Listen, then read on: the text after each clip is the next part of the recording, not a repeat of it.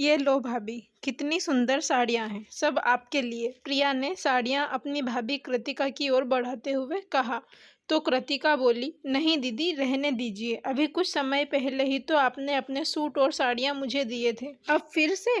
नहीं दीदी, इन्हें आप ही रखिए। अरे बहू, जब तेरी ननद इतने प्यार से दे रही है तो रख लेना।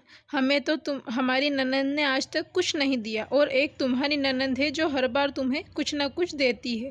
मानना पड़ेगा, खुश नसीब हो। इतना बोलने के बाद आशा जी ने सारी साड़ियाँ उठाकर कृतिका की गोद में रख दी और कृतिका उन्हें अलमारी में रखने चल दी। कमरे में आकर कृतिका सोचने लगी, कुछ तो करना पड़ेगा, वरना दीदी हर बार अपने पुराने सूट और साड़ियाँ ऐसे ही मुझे देती रहूँगी तो दीदी खुद तो हर महीने शॉपिंग करती है और एक कपड़ा खुद महीनों से ज़्यादा नहीं पहनती, और मुझसे उम्मीद करती है कि मैं हमेशा उनकी उतरन ही पहनती रहूँ। और ये सासू माँ मुझे नए कपड़े भी नहीं खरीदने देती। जब भी शॉपिंग करने जाने का प्लान बनता है तो कह देती हैं, जब प्रिया ने इतने सारे कपड़े दिए हैं तो नए कपड़े लेने की क्या ज़रूरत आन पड़ी। जब भी किसी फंक्शन में प्रिया दीदी की साड़ी पहन कर जाती हूँ तो सासू माँ सभी को यह बताना नहीं भूलती कि ये साड़ी मेरी बेटी की है। फिर मेरे लिए लोगों की सवालों भरी निगाहें झेलना मुश्किल हो जाता है। ऐसा कब तक चलेगा? तभी कमरे में कृतिका का पति वैभव आया तो वो उससे बोली, वैभव कुछ करो ना, दीदी फिर से अपने पुराने कपड़े मुझे दे गई है। हर बात यही होता है, वो अपने कपड़े दे जाती है जिस कारण मैं नए कपड़े नहीं खरीद पाती और पुराने पहनती हूँ। लोग भी अजीब निगाहों से मुझे देखते हैं क्योंकि माँ जी सभी को बता देती है कि मैंने प्रिया दीदी की साड़ी पहनी है। कई लोगों ने तो मुझसे सीधे मुंह कह दिया कि जब वैभव की तनख्वाह इतनी अच्छी है तो ननद की उतरन क्यों पहनती हो। अब क्या जवाब दूँ सभी को? कुछ करो ना आप। देखो कृतिका, मैं इन सब चक्करों में नहीं पड़ना चाहता, लेकिन बस इतना बोलूँगा कि अगर तुम्हें दीदी के कपड़े नहीं लेने तो सीधे मुंह उन्हें मना कर दो। शायद कुछ दिन तो उन्हें बुरा लगे, लेकिन हमेशा के लिए इन सब से पीछा छूट जाएगा। इतना बोल वैभव चला गया। कृतिका को अब समझ आ गया था कि उसे खुद ही कुछ करना पड़ेगा, वरना ये सब ऐसे ही चलता रहेगा। सीधे मुंह कुछ बोला तो रिश्तों में करवाहट आती है, इसीलिए कुछ ऐसा करना होगा जिससे सामने वाला समझ भी जाए और रिश्तों में प्यार और अपनापन भी बना रहे।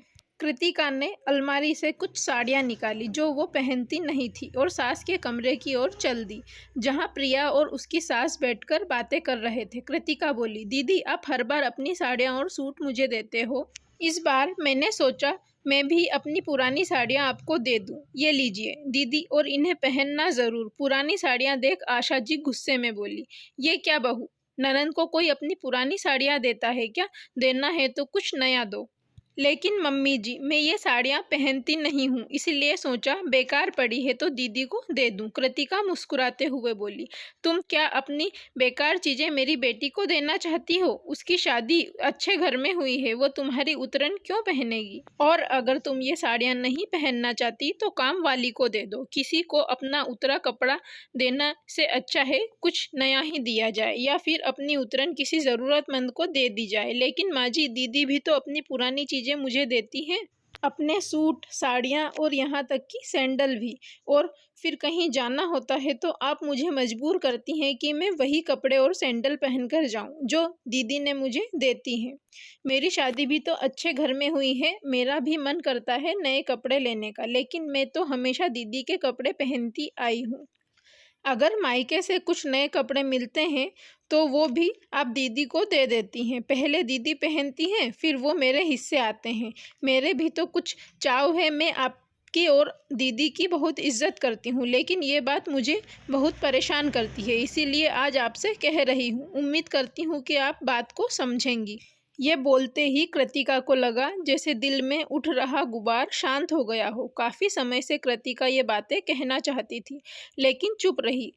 आज उसे लग रहा था कि ये सब बातें मैं उन्हें उसी दिन कह देती जब पहली बार उसकी ननद ने उसे पुराने कपड़े दिए थे। प्रिया और आशा जी को भी लगा कि जो बातें कृतिका कह रही है वह एकदम सही है। और वो दोनों भी रिश्तों की करवाहट नहीं चाहती। प्रिया बोली, अच्छा हुआ भाभी जो आपने अपने दिल की बात साफ शब्दों में कह दी, वरना ये बातें दिल में रहती हैं तो रिश्तों में करवाहट पैदा करती है। मैं आपकी भावनाओं की कद्र करती हूँ, आगे से ऐसा नहीं होगा। आशा जी भी बोली, सही कह रही है प्रिया, दिल की बात खुलकर बोल देनी चाहिए। आज कृतिका ने सारी बात खुलकर बोली है तो हमें भी अपनी गलती समझ आई है। पहले चुपचाप सामान रख लेती थी तो हमें लगता था कि कृतिका को कोई आपत्ति नहीं है। चलो अच्छा है, रिश्तों में गांठ पड़ने से पहले ही उन्हें सुलझा लिया, वरना एक बार रिश्ते खराब होते हैं तो उनमें पहले जैसा अपनापन नहीं रहता। अगर आपको हमारी कहानी पसंद आई हो तो प्लीज़ कहानी को लाइक करें, चैनल को सब्सक्राइब करें और बेल आइकन को प्रेस करें ताकि आने वाली वीडियोज़ की नोटिफिकेशन आपको मिल सके। Thank you for watching.